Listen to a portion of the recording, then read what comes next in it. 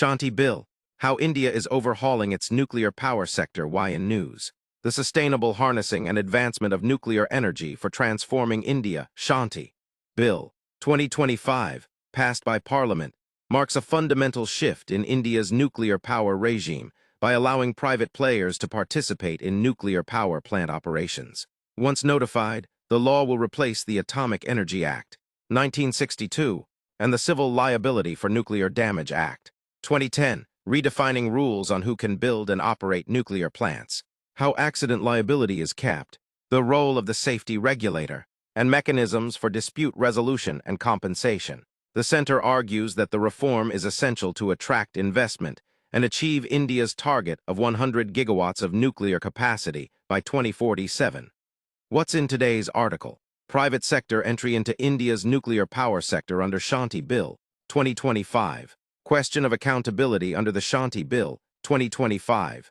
Shanti Bill and the Transparency Challenge private sector entry into India's nuclear power sector under Shanti Bill, 2025. The Shanti Bill allows both public and private companies to set up nuclear power plants. They can engage in activities such as the transport, storage, import, and export of nuclear fuel, technology, equipment, and minerals, areas earlier reserved exclusively for public sector entities. Strict safety and regulatory oversight. Despite opening the sector, the law retains a stringent safety regime. All entities must obtain mandatory safety authorization from the Atomic Energy Regulatory Board, AERB. Authorization is required for the manufacture, possession, use, transport, import, export, and disposal of radioactive substances, radiation-generating equipment, and for establishing, operating, or decommissioning radiation facilities. Foreign investment, conditional and indirect.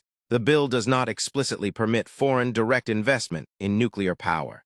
Section 3(e) allows participation by any other person expressly permitted by the central government through notification. Detailed clarity is expected through subsequent rules, with government sources indicating alignment with DPIIT foreign equity guidelines applicable across sectors. Activities reserved for the central government. Certain critical and sensitive functions remain under exclusive central control, including enrichment and isotopic separation of radioactive substances, reprocessing and management of spent fuel and high-level radioactive waste, production and upgradation of heavy water. Question of accountability under the Shanti Bill, 2025. The opposition has raised concerns, particularly over the dilution of provisions fixing liability on equipment suppliers in the event of a nuclear accident. Removal of supplier liability, right of recourse.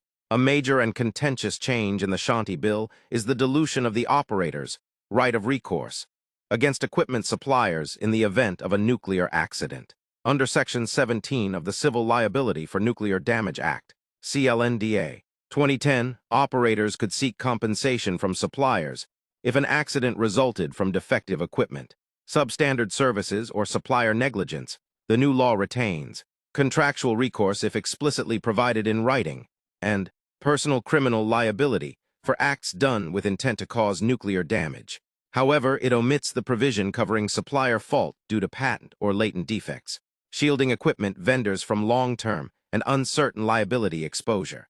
Shift to graded liability caps.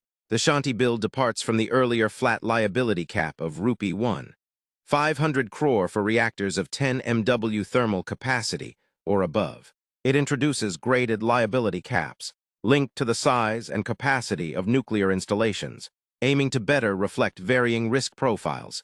Insurance and financial security. The obligation to maintain insurance or other financial security to cover nuclear liability applies only to private operators. Central government-owned installations are exempt from this requirement. However, the law authorizes the center to create a nuclear liability fund to meet its compensation obligations in the event of a nuclear incident. Strengthened penalty framework. The Shanti Bill introduces a two-tier penalty system, monetary penalties for less serious violations, a provision absent in earlier laws, imprisonment for grave offenses, reinforcing accountability and deterrence. Shanti Bill and the Transparency Challenge.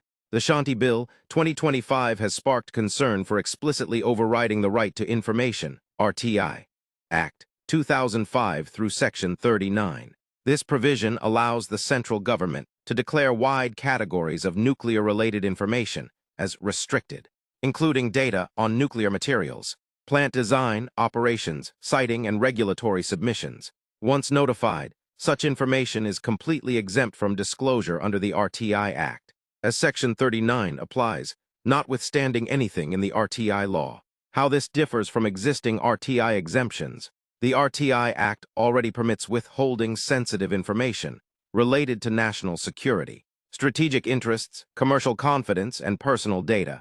Crucially, these exemptions are conditional, subject to justification, appeals, and a public interest override under Section 8.2. Why Section 39 raises red flags.